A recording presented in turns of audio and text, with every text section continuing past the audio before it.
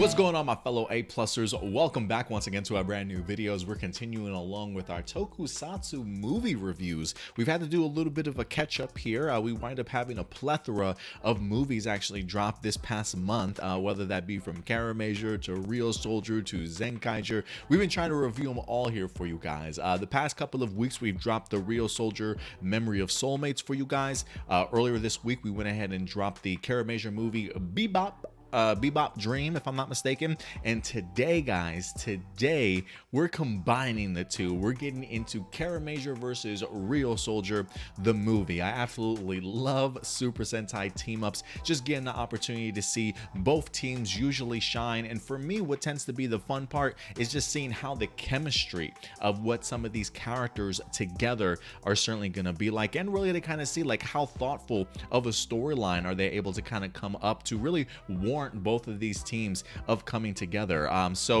This particular movie, guys, huge fan of, absolutely loved it. I love the length of it too. I think it was like an hour and 10 minutes, maybe a little bit, hour and 20 minutes almost. It almost felt like a full-fledged movie. I'm sitting here watching it, even though I'm enjoying it, I'm thinking to myself, how much time is left in this movie? Like, I love the effort that they certainly put into this, and this was certainly a fun one to say the least. I didn't mind the Ryusoulger Memory of Soulmates. I thought it was pretty cool for a little extra adventure, if you will. You guys know I wasn't the biggest fan of Bebop Dream, but I gotta tell you, this movie was hella fun. And again, this is coming from a guy who wasn't the biggest fan of the Ryusoulger series itself.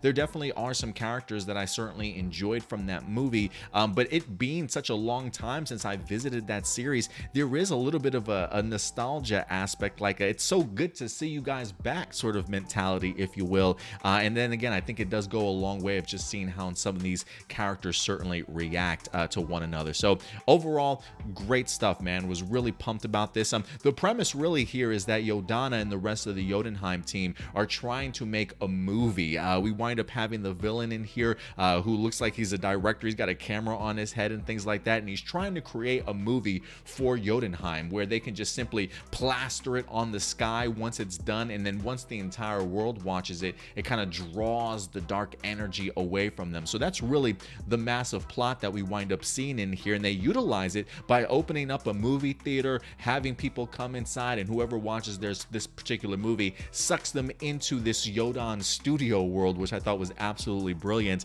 And he kind of forces them to make movies that he certainly wants, and then winds up putting it together and presents it as this Yodonheim film, if you will, towards the very end. So creative stuff in here, creative stuff. I think for me, after watching the movie though, there is something great about Yodonheim along with the villain in here. The idea that while he's certainly a director, Yodonheim definitely is sort of the producer, right? Kind of telling him things to do. It's time to edit this film, wrap up this film already, sort of thing, right? It just really comes across very much as the classic sort of studio interference, right? Like I almost want to call this monster the Zack Snyder monster. The guy that just has this creative vision that wants to tell his story, right? He's got action, he's got drama, he's got teenage love sort of thing. He wants to make it into like a musical sort of. He's got big dreams and big hopes for what this movie's gonna be, but you got somebody behind the scenes in Yodonheim as that producer that just,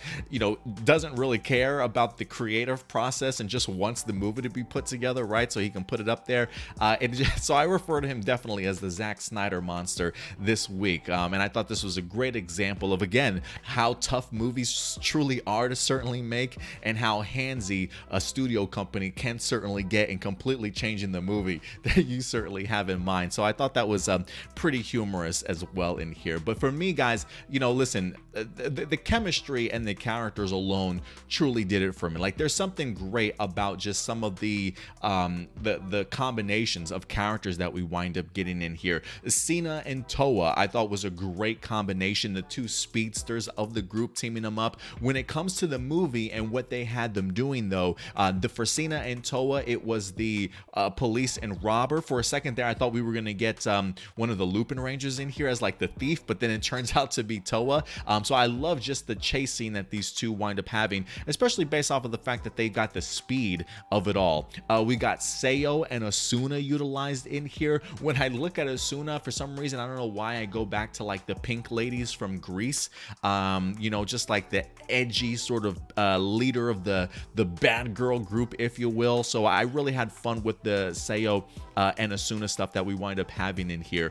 Who else really stood out to me? I mean, Tomitomo and Melto was a little bit boring for me, if I could be quite honest with you, considering the fact that they're really the thinkers and the strategists. They kind of just literally sat around the entire time until they were about to kind of be rescued and kind of did their thing. So I wasn't too impressed with that. But I gotta say, the other two that really jumped out to me, Shiguru and Bamba, this was something I think even in the trailers going into this movie, I was thoroughly looking forward to, because I honestly really love both of these characters. I mean, Bamba walking onto the scene as a samurai, I was just thinking to myself, like, I need this guy in more like movies as like the villain. He comes across as extremely intimidating, and when you got somebody as skilled as Shiguru, who not only is a great actor, but also has a vast number of talents in here, seeing him and Bamba go toe to toe, even complement each other, I thought worked wonders for those two. And I even liked it at the end when Shiguru offers Bamba to be in one of his movies, as reluctant and like as much as he puts up this wall of no, I'm good. Like, I love the fact that everybody points out, like, yeah, you really want to be a part of it. You really want to be a part of it. So I thought those were some great combinations. I even love the Ko and Juru stuff in here. I think just because of the fact that they are both so lighthearted and have such positive mindsets, I think they made a great combination in here. Whether one person got worried, you had the other person to lift them up, sort of thing. They just really worked really well together and pushing each other in this episode, and really helping Juro sort of realize a little bit of a dream of his, if you will. So really great choices of the combinations of characters that they utilize and kind of put together in here, and it made for a masterful time. The action alone really kind of blew me away. Like, I think I was utterly surprised about how much civilian action we were gonna get, right? Like, for me, while I love civilian fights, there is something that goes into the idea of these actors themselves having to perform it, and either knowing some martial arts or at least learning some stunt stuff while you're on your set and things like that. But they did a remarkable job. I mean, Ryusoulger team, Kiramager team, as much as they had to ask of their actors to perform, right? Because some of them were fighting in the movies section itself, you know, when they were doing all the filming, all civilian mode, because nobody was able to change. And then even when they got out of the Yodon studio aspect, they were still fighting in their civilian modes on the battlefield before Otto winds up coming through with the swords and things like that, and the weaponry. So they put in a hell of a lot of work in regards to the civilian fight. So kudos to the cast for really just, you know, coming through when we certainly needed it to. So not only were the civilian fights amazing, but again, the great combinations once they're actually in their henshin form and completely transformed. The roll call, extremely long, but great to certainly watch. And I love just some of the attacks that we wind up getting with some of the crew. Like, I think when it comes to them being transformed, the Seiyo and Asuna stuff, super cute. I absolutely love just how much they really enjoyed working with each other. Getting an opportunity to see the Greens utilize their speed, I thought was brilliant. But the team up combination that really took me by surprise when it comes to at least the action side of things, Takamichi and Kanalo, man, their fight against Garza, not only was it bombastic, but like special effects galore sort of thing. I absolutely loved every minute of it in here. And then we also, surprisingly, wind up getting ourselves a brand new power up for the Ryusoulgers in regards to the Kiramager soul, as we get a brand new creation from Juru that winds up giving the power up to Ko and the rest of the team. It looked great. It definitely reminded me that of the Excalibur not necessarily the sword, but the idea of like the shoulder pads and the cape and things like that. It definitely reminded me of like the Excalibur soul that they wind up using in a Ryusoulger, but they're just adding the the glitter and the jewels and things like that to go ahead and combine with the Kiramager. So we got both power ups from both teams in here and utilized to absolute perfection, to certainly say the least. So special effects wise, character and chemistry wise, storyline wise, great character work. I was an absolutely big fan of this. This is one that I certainly would go back and check out and recommend once again if you guys haven't had the opportunity to do so. Couple things that jumped out at me, some honorable mentions outside of my overall thoughts of the film itself.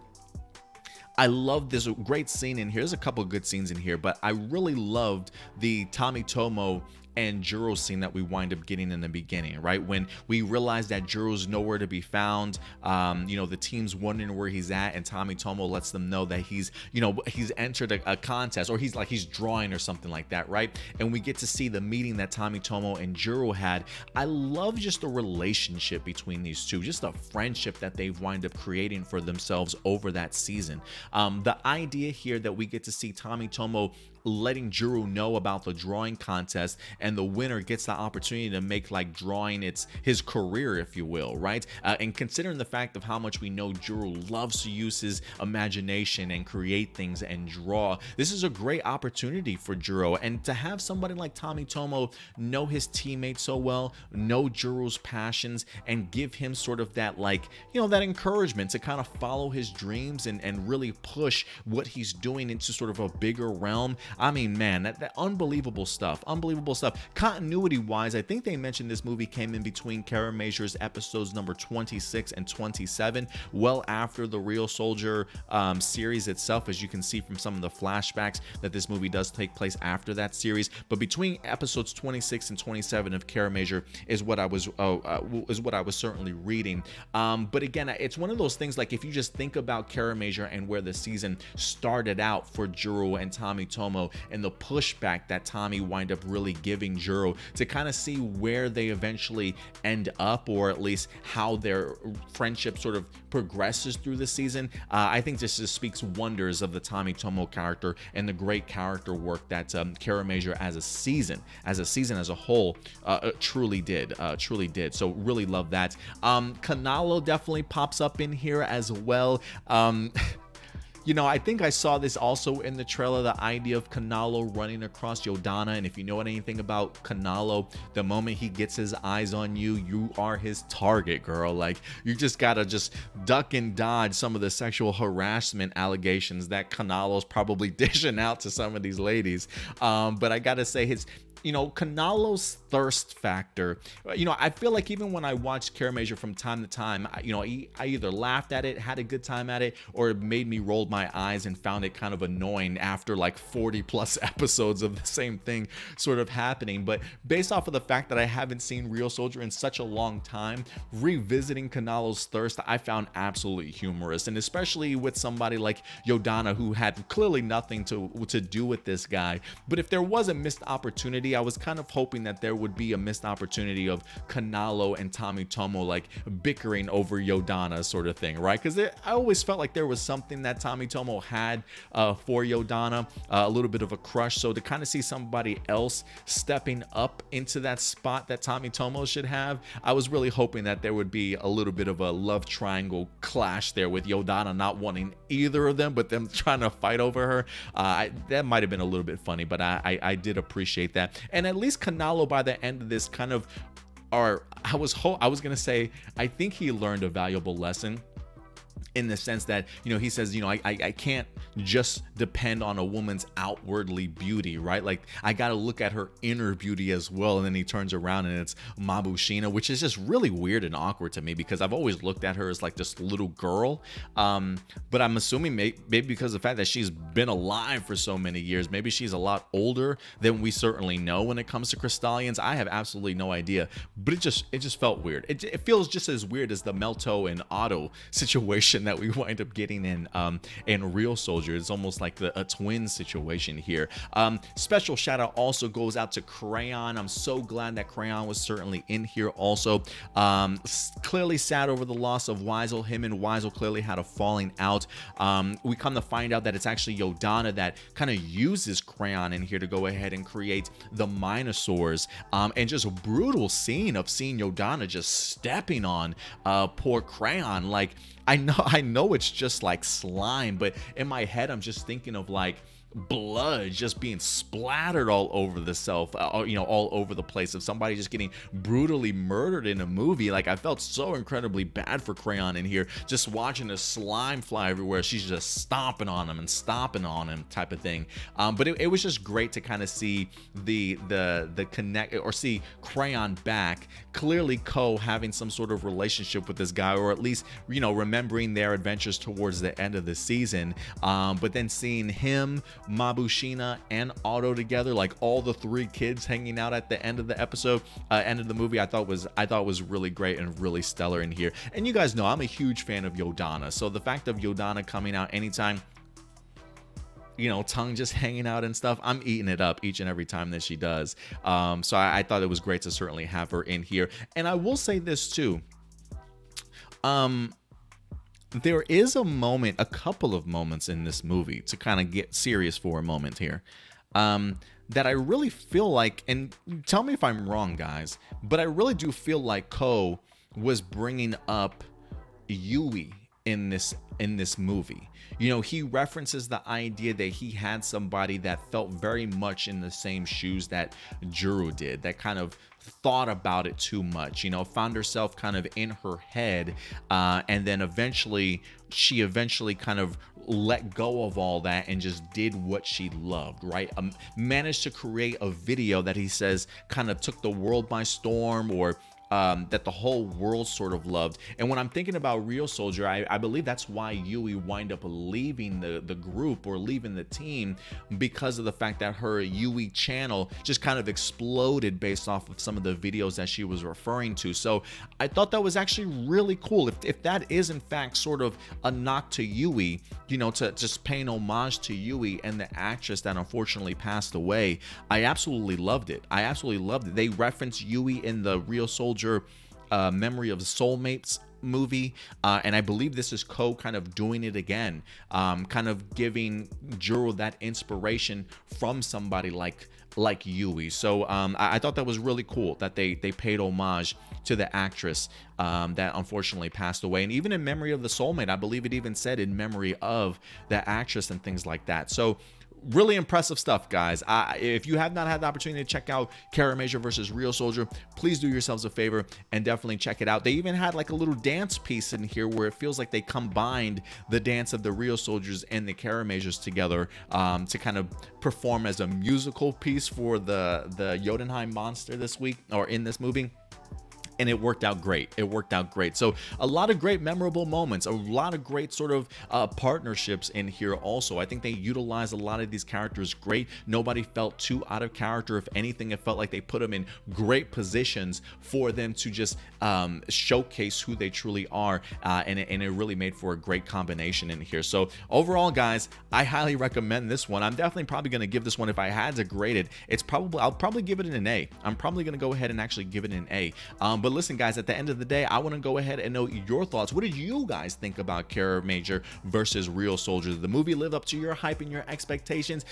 Pros, cons? I definitely want to go ahead and know your thoughts. At the end of the day, guys, these are just my A+ opinions, but I want to know yours. So let your thoughts be known in the live chat or the comment section box below. And until next time, guys, do me a big favor. Take care of yourselves. Take care of each other. And as always, keep it A+. I'll talk to you guys later. Bye.